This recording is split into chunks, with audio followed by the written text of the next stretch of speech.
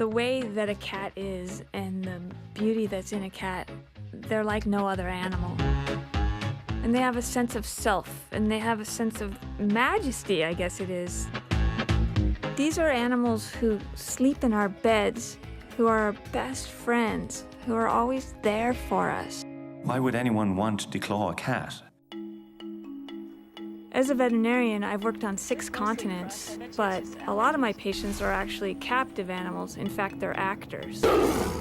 But I was also a veterinarian for animals who had wound up in sanctuaries or on animal compounds. Many of them are declawed and crippled.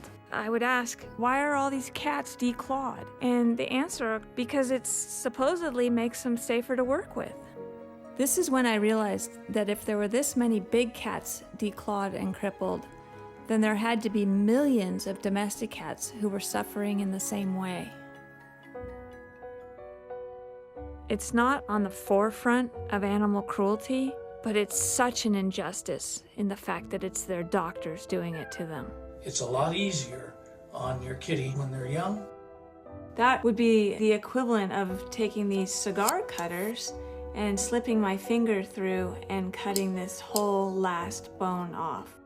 And it's even worse because their doctors aren't telling what they're doing. You can get them before they've had a chance to tear up your good new furniture.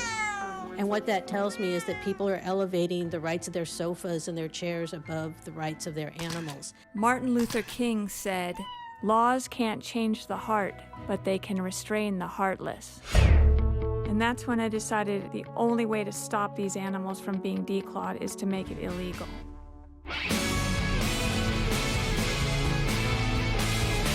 There's a saying that all that's needed for evil to prevail in the world is for good people to do nothing.